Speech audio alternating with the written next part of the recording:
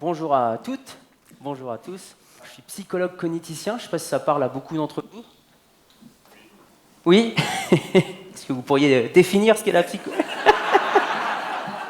Quand je parle avec des personnes de l'équilibre, souvent la métaphore qui ressort, ce que je lis dans le regard de mon interlocuteur, c'est quelque chose comme ceci, d'extrêmement figé. Je ne sais pas si c'est votre représentation de l'équilibre, mais ce que j'ai découvert par ma pratique, c'est qu'en fait, le fait d'être en équilibre, à partir du moment où ça implique des êtres humains, eh bien, il va falloir être en constant mouvement. Si on s'arrête sur le point d'équilibre, on tombe. Et du coup, il va falloir travailler sur les différents leviers qui sont à notre portée pour justement mieux maîtriser comment tourner autour de ce point et ainsi arriver à conserver cette dynamique, arriver à conserver l'équilibre. Alors je pense que mieux qu'un long discours, il vaut mieux que je sorte mon autre moitié. Qu'est-ce que vous en pensez?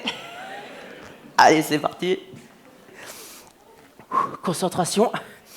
Allez, ouais. Exécution. Impeccable.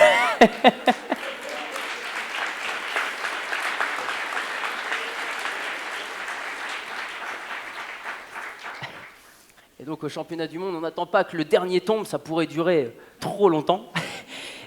Au bout de 5 minutes en équilibre sur le vélo, il nous demande de lâcher les mains. Et au bout de 6 minutes, il fallait lâcher un pied. Le second, Andy Zalan, a alors tenu pendant 4 secondes en équilibre sur un seul pied. J'ai tenu plus longtemps que lui, et ainsi je suis devenu champion du monde de Track 7 2013.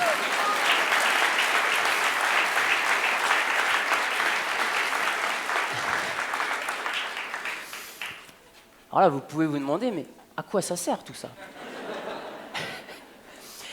Eh bien, ça m'a ouvert plein de nouvelles perspectives. Attendez, j'ai une autre idée, je vais me mettre comment? Je vais me mettre autrement. Normalement, je serai plus en confiance. Je vais essayer de venir m'asseoir sur le guidon. Ouais, il faut prendre sa respiration.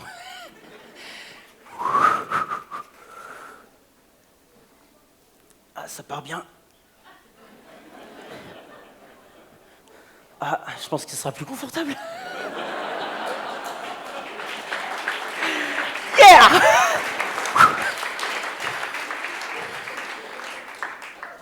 Ça tient. Et donc, après avoir gagné ces championnats du monde en 2013, je rentre à la maison, et là je me dis, et si j'utilisais ce titre de champion du monde pour voyager? Et là j'avais envie de voyager chez l'habitant. Je me retrouve chez Pierre-Marie, ce super ami d'enfance, le 21 décembre 2013, et on discute. Et là, tout d'un coup, il me dit « Mais Clément, tout ce que tu entreprends réussit. » Alors, bien évidemment, je préfère vous expliquer que malheureusement, ce n'est pas le cas.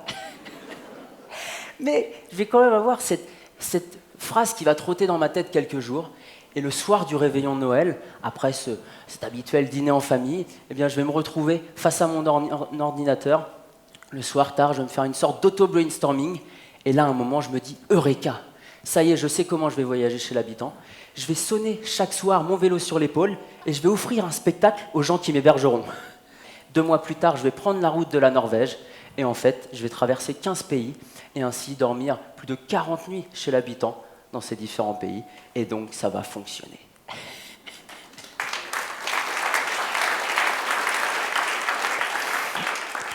En ayant la chance d'être manager, d'être patron, vous avez des personnes qui comptent énormément sur vous et qui croient en vous. Et derrière, si vous, avec l'estime qu'ils ont pour vous, eh bien, vous leur faites des compliments, vous verrez leurs yeux s'ouvrir, c'est merveilleux.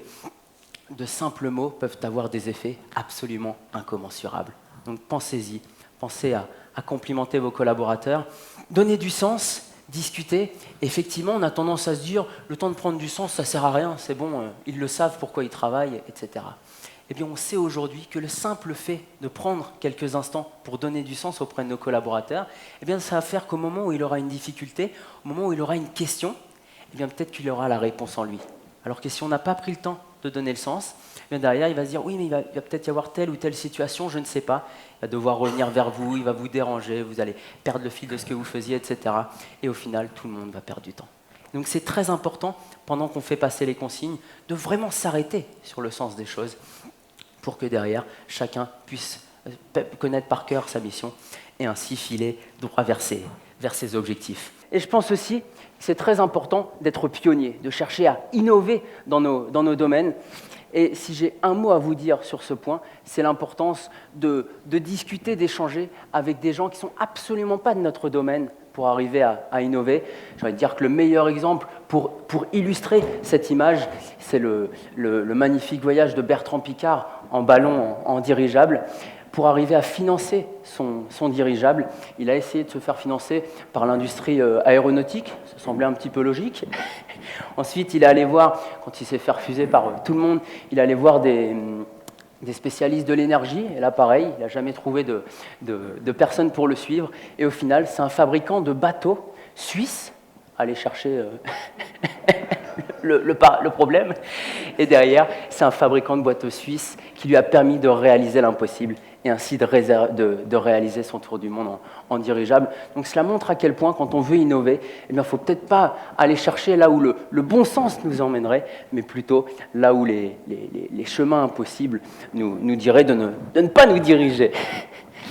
Effectivement, je pense que de temps en temps, si on s'arrête un petit peu pour mieux regarder ce qu'il y a devant nous, eh bien, ça peut nous aider à éviter des difficultés et surtout, c'est ce qui nous permettra de faire preuve d'une créativité assez extraordinaire.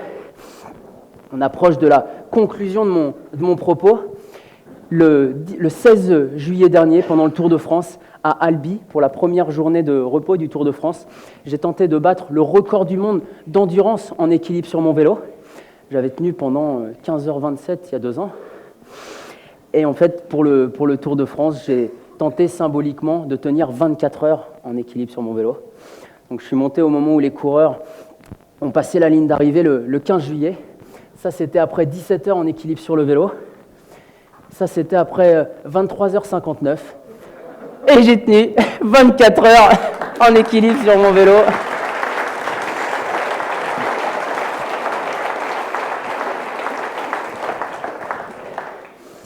Et là, aujourd'hui, on traverse une nouvelle phase de civilisation, j'ai envie de dire. On vit une véritable bifurcation et on ne sait pas trop comment sera le monde de demain. On peut essayer de le prévoir, mais on ne pourra malheureusement jamais le prédire.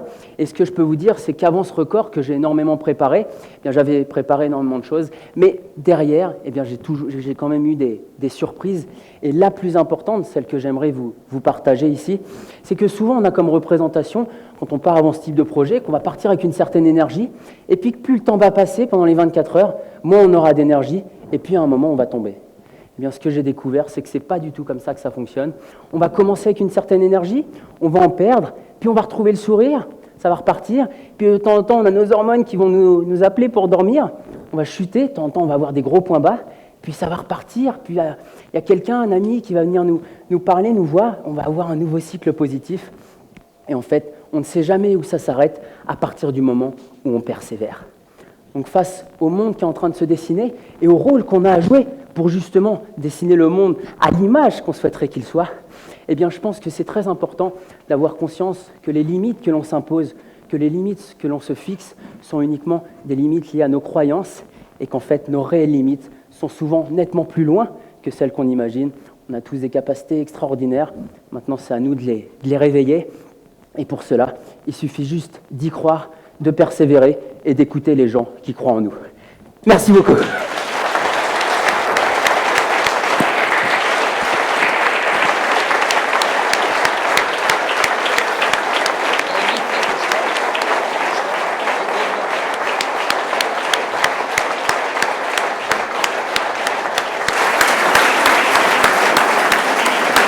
Merci.